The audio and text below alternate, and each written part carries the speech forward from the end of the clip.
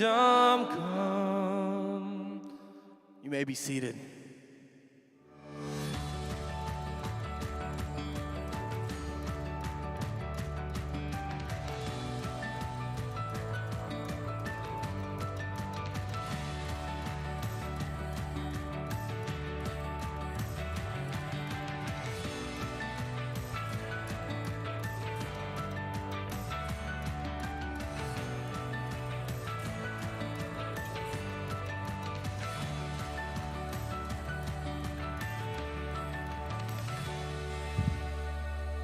Well, good morning, church. If we have not had a chance to meet yet, my name is Chris, and I'm the associate pastor here at Karis City, and I'm glad to be here with you guys today.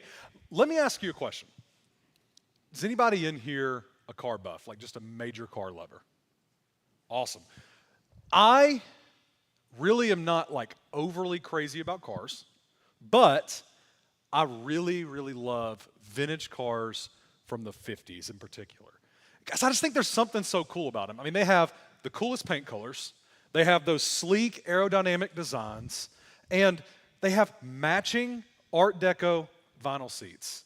They're just beautiful, beautiful cars. And my parents, we own a soft top 1957 Chevrolet Bel Air. It is a beautiful, beautiful car. It's painted harbor blue. It's got the black horn bumpers. It's got the sleek Chevron logo, and it even has the matching seafoam green and blue vinyl seats. And to top all that off, it doesn't even have just a regular old V8 in it. They dropped a big block V8 engine, and it roars. And we actually have a picture of it for you right here. Yeah, it is a beautiful, beautiful car.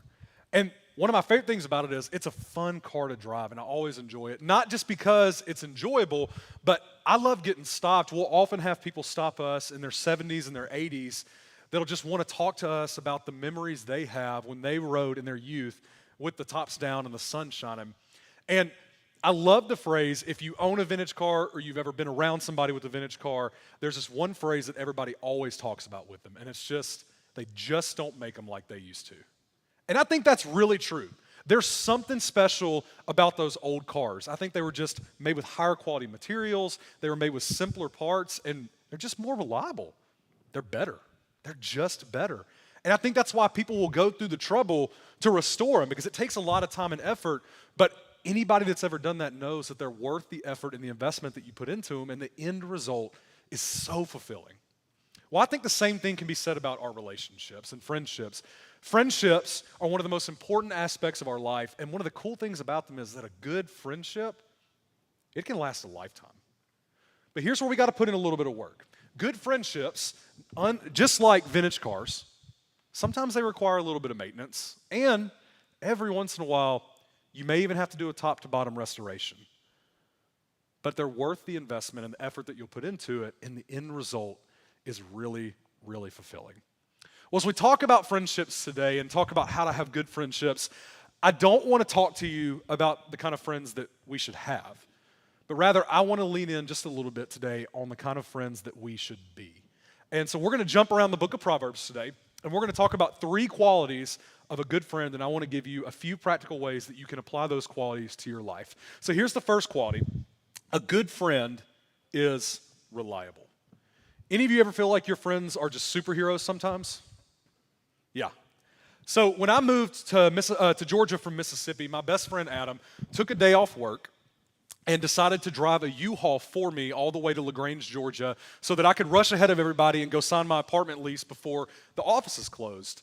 And that begs the question, what kind of person takes a day of vacation, drives 5.5 hours in a giant van in the pouring rain, only to turn around and go back and drive 5.5 hours the next day? A good friend. I trusted Adam to come through in that moment because I know that I can trust Adam with my life. Adam is a reliable friend. I want you to look at Proverbs 18:24 with me. We're going to look at the first part of it here, and then we'll come to the second part in a second.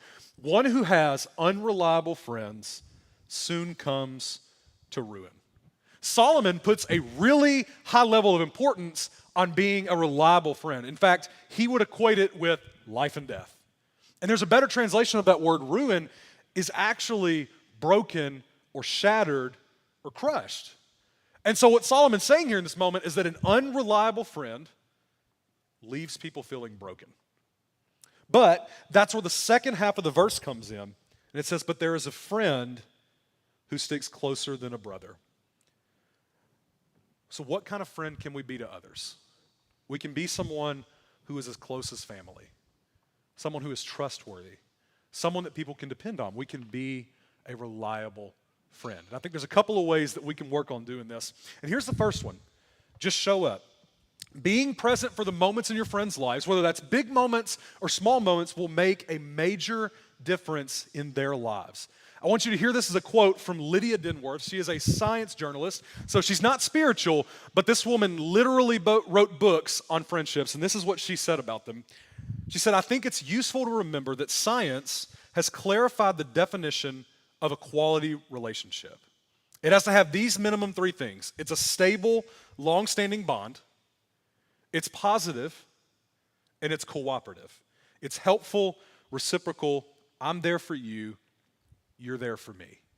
So showing up for your friends is one of the key factors of healthy friendships, and those healthy friendships, they mutually benefit you guys to have an increase in quality of life. And so one of the ways that we can show up for our friends is simply reach out to them.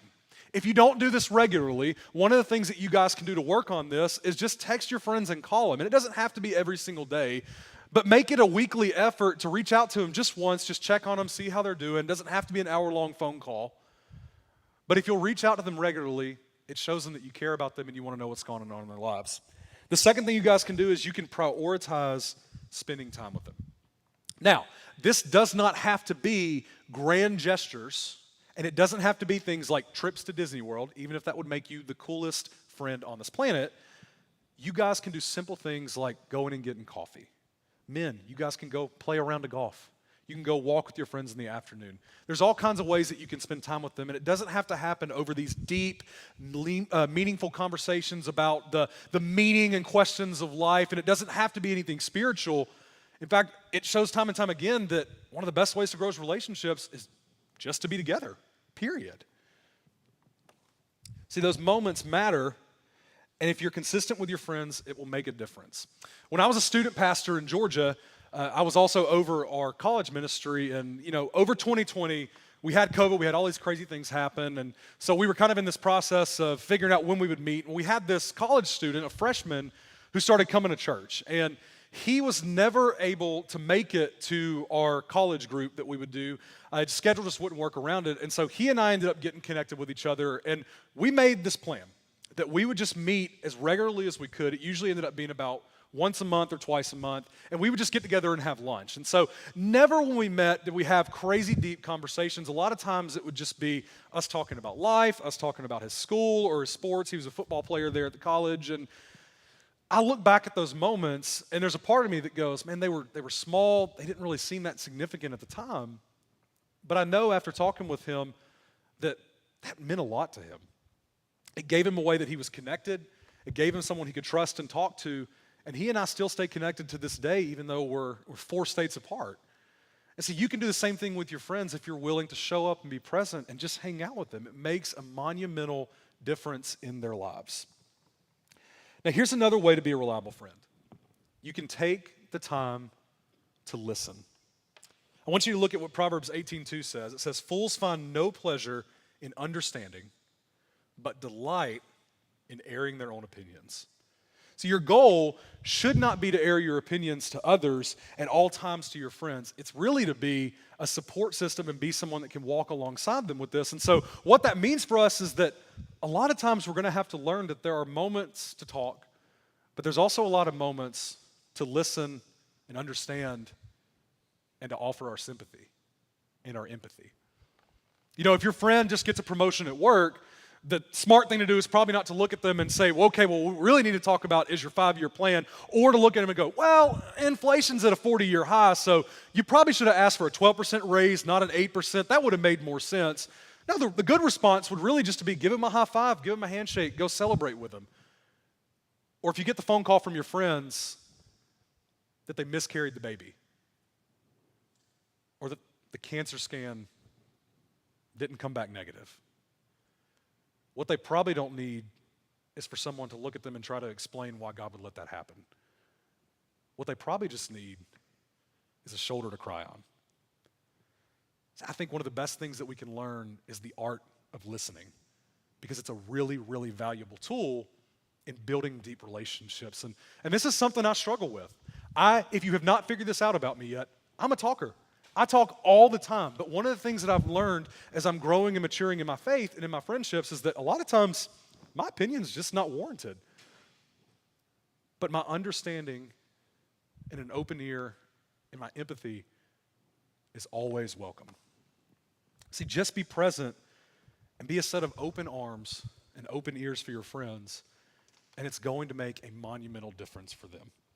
And the third way you can learn to be more reliable is to give the right advice. Proverbs 27:9 says, "Perfume and incense bring joy to the heart, and the pleasantness of a friend springs from their heartfelt advice." And I love this because good advice, it's just refreshing to the soul. I can't tell you the amount of times that I go to my friends for advice, whether it's something as stupid as buying a new guitar, or it's something as serious as asking for prayer and wisdom over whether or not my wife and I were going to move 4 states away from Georgia to Texas. And see, I go to them for advice not just because they give me advice. I go to them because they give me the right advice. Now, learning to give the right advice is going to be a little bit harder for us because it means that we have to be willing to give advice in all circumstances. And what that means for us is that we're going to have to learn to practice tough love with our friends. Look at what Proverbs 27:5-6 says with me.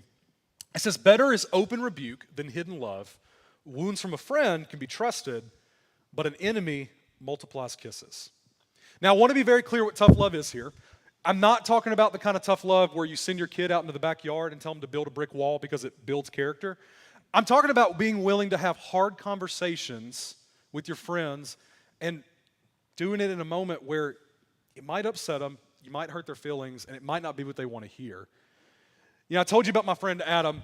We are best friends, and we lived together for 5 years before I moved from Mississippi. And one of my favorite things about Adam, it's a really unique quality he has. That dude is the thriftiest spender I have ever seen in my life. In college, he was the guy that could take $1 and turn it into a whole meal at Taco Bell. And as a college student, that's gold. But what I've learned in the process of that is that Adam is just really wise with his money. He doesn't spend crazy amounts of it. He doesn't buy crazy things. He's very logical and a very deep thought process when it comes to these kind of things. And I've learned that I'm really more of the opposite. I'm the card swiper. I am. I'm the guy that usually impulse buys. I decide in that moment, I need it, gotta have it. But thankfully, Adam, most of those times, would actually be there with me so that when we walked into a guitar store and I found a $3,000 guitar that I had to have it, Adam would look at me and he would just go, "Haul back, no." And I would put it back on the wall and I would thank him because Adam is a reasonable guy. But when I went to Nashville with my mother, who is the exact same person I am, things were a little different. So we go to Nashville and we go to Carter Vintage Guitars. It's my favorite store on this planet. It's an old guitar shop. It's world famous there. And I actually went in there just to buy a hat. It was raining and I decided I needed one. And of course I walk in there and what do I find but a vintage guitar. It was a 1962 Epiphone Century. It was cherry red. Oh, it was beautiful. I pick it up and I play it, which was mistake number one. And I turned to my mom and I said one question. I shouldn't buy this, right? And without hesitation, that woman looked back at me and said, "You're only going to be young once." Sold. Immediately walked up, card in hand. I said, "Give me this guitar." But they did give me the hat for free. So, of course, I'm leaving, and I call Adam on the phone because I'm like, I got to tell him about this new financial endeavor. He's going to love this. First words out of that man's mouth were, "You know if I'd been there, that wouldn't have happened, right?" I'm like, yes, I would. I trust Adam to give me good and right advice. Not because he's a jerk or wants to hurt my feelings, but because Adam cares about me and wants me to make wise decisions. And here's the thing. You've got to be willing to talk to your friends about hard topics. Look back at that verse with me one more time. Better is open rebuke than hidden love. Wounds from a friend can be trusted, but an enemy multiplies kisses. Solomon equates not giving hard advice with being an enemy to your friends. Now, that feels a little harsh on the front end that we read that, but think about that. If you are a good friend, are you going to let your friends suffer just because you don't want to hurt their feelings a little? No, you're not. You're going to give them the advice that they need so that you can help them succeed in life. And sometimes that means we just got to be a little hard with them. So if you're present in the friends of your life or the lives of your friends, you're a good listener and you're willing to give them the right advice, your friends are going to learn that you're somebody they can rely on, and you're going to become a reliable friend. Now, the second quality of a good friend is that they're realistic.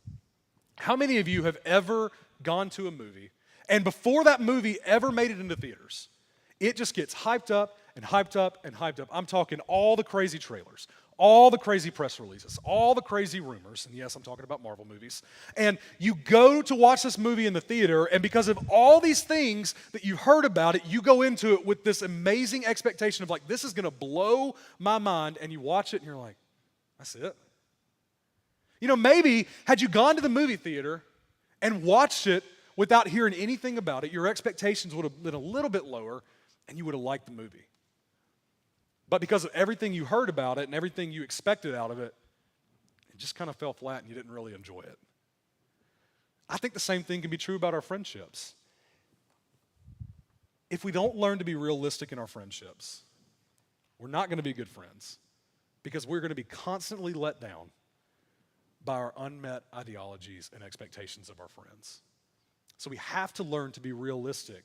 And I want to talk to you about a couple of ways we can do that. The first one is we learn to manage our expectations of others. Look at Proverbs 27:14 with me. It says, if anyone loudly blesses their neighbor early in the morning, it will be taken as a curse.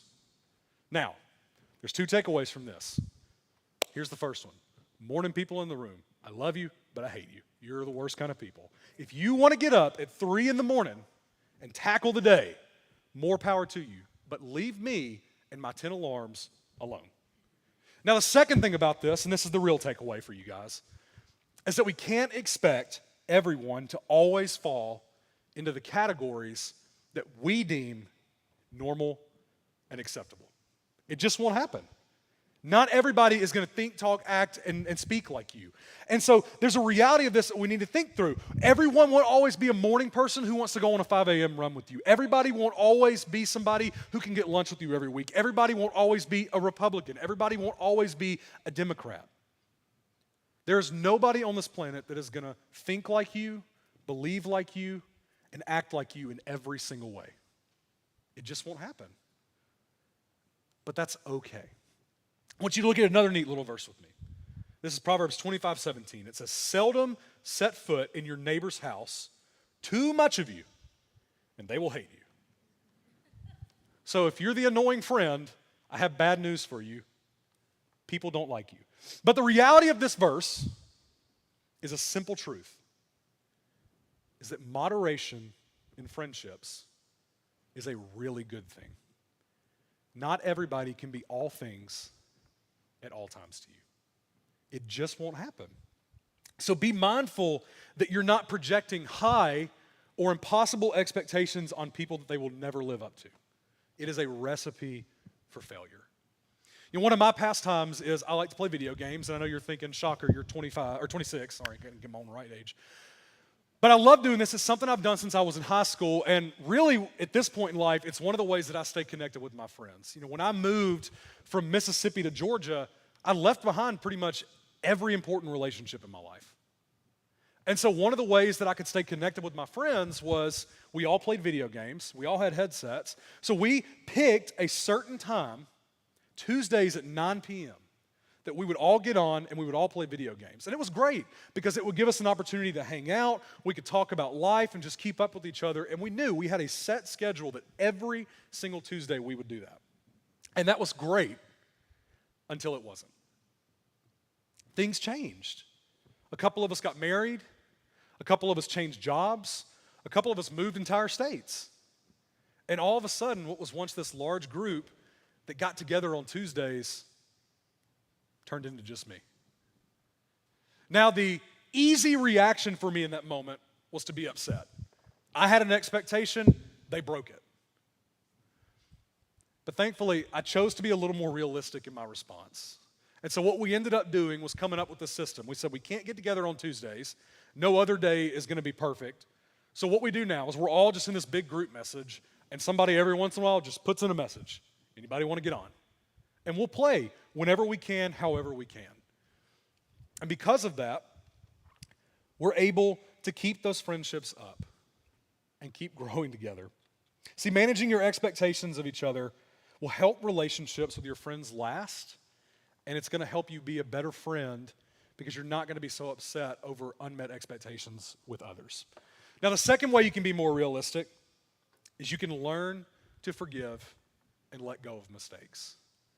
You need to understand the very real truth that your friends, they are not perfect.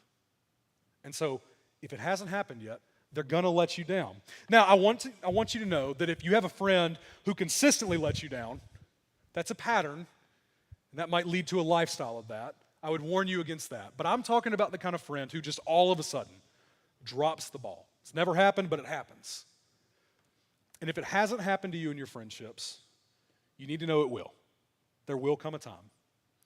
My senior year of college, most of you probably don't know this, but when I was a junior, I was 416 pounds. And I decided at that moment, I'm going to lose a bunch of weight. And so for an entire 2 years of my life, we just dieted and dieted and dieted. And so I got to a point where I was pretty skinny. And for the first time in my life, I was 21 at the time, all of a sudden, I had women that were interested in me. I was like, oh, I like this. And so my mindset immediately became, you're pretty, you like me, I'm in. And because of that, I made a bad choice and got into some relationships that just weren't great for me. And I'm thankful that nothing crazy happened in those relationships, but here's what did happen, is, to be frank with you guys, I dropped the ball in my friendships and I neglected them. But I'm very thankful that I have friends who understand me and know that's not the norm for me. And so when I finally wised up and realized how big of an idiot I was being, they didn't hold those things against me and give me a list of all the ways that I had wronged them.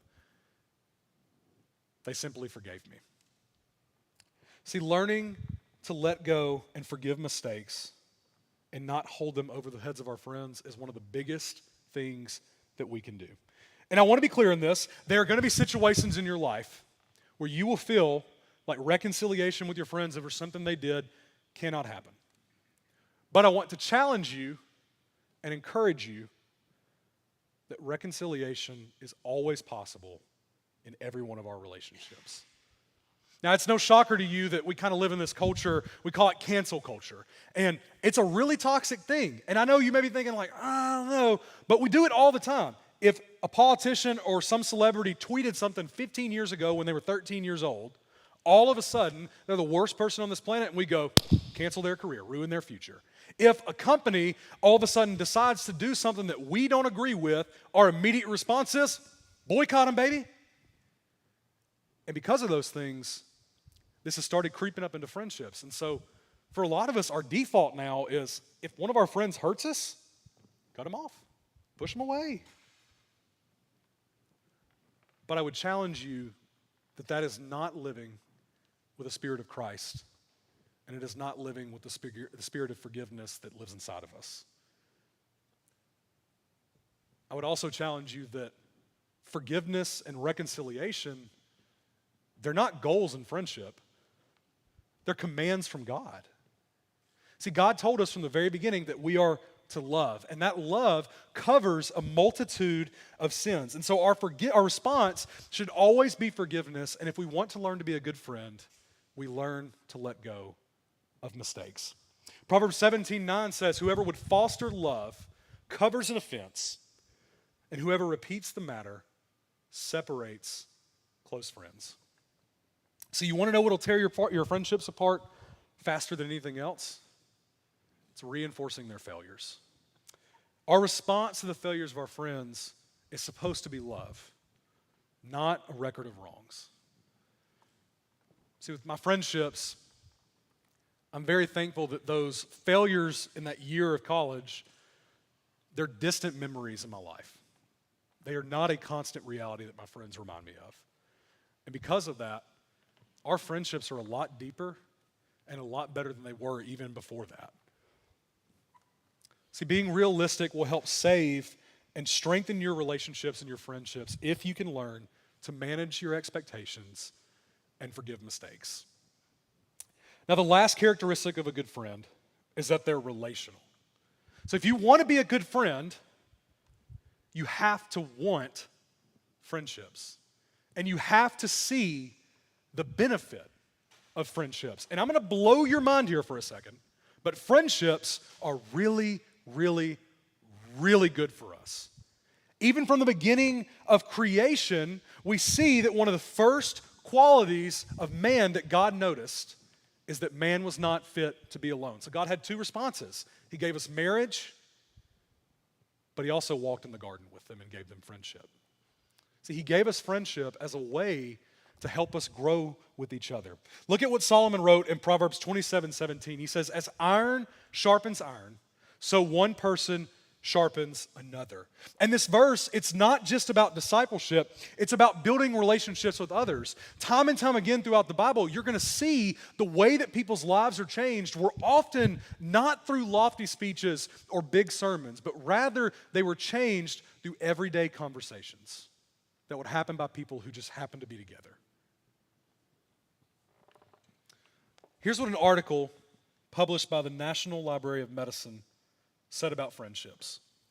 They said a faithful frequency of contact with friends, together with a positive satisfaction of friendship relationships, connects individuals to a range of extra benefits, including a higher sense of belonging, better health, and more support.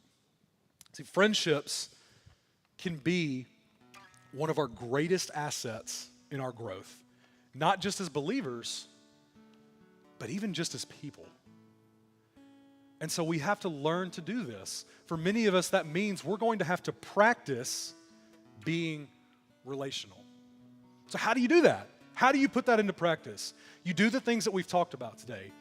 Maybe today it means that you go get lunch with someone after church that you don't normally do that with. Maybe you reach out to a friend and you go get coffee with them this week. Maybe you just shoot someone a text or reach out to that friend you haven't talked to in a while. Take time out of your schedule to be with people because it really, really matters. I want to encourage you with one of my favorite quotes. If you've heard me preach, you've probably heard me say this at least once. It's that choices make actions, actions make habits, and habits make lifestyles. So the reality for us is that we're going to have to choose to be a good friend. We're going to have to choose to be relational. And so that means that we're going to put in a lot of time and a lot of effort and a lot of energy to do that. But what you'll watch happen is that what at one point was a choice that you had to force yourself to make eventually becomes a lifestyle where you have a desire to connect and grow with other people. Friendships and being a good friend, they're going to take some work. Yeah, I told you about our car at the beginning of the sermon, and here's one thing I love about that car, is that for almost 2 decades of my life, it didn't run. In fact, the only thing that it would do is it would get cranked in the garage maybe once a month for 3 minutes. Until one day, my mother decided enough's enough, I want to drive the car. And so what does she do? She takes a lot of time and care and effort into putting this car back into working order. She takes it, replaces the engine, she puts a new transmission in it, she changes all the fuel lines, does everything she has to over the period of months and months to get this car to the point where it can be back on the road. But I want you to see something. I want you to look at her face when she drives this car. That is the face of pure joy. And that is the same face she has every time she drives that car. It was worth every bit of effort and time that she put into it because that brings her joy and fulfillment every time she hops behind that driver's seat. Your friendships are going to take that time and that effort. But the cool thing is that they're worth it. Friendships are very beneficial to us, and we can learn to deepen and strengthen our friendships and be a good friend by being reliable, being realistic, and being relational. It'll take some effort and some work, but in the end, you're going to find that you have more joy, and more fulfillment through the relationships in your life. Let's pray. Father, I thank you for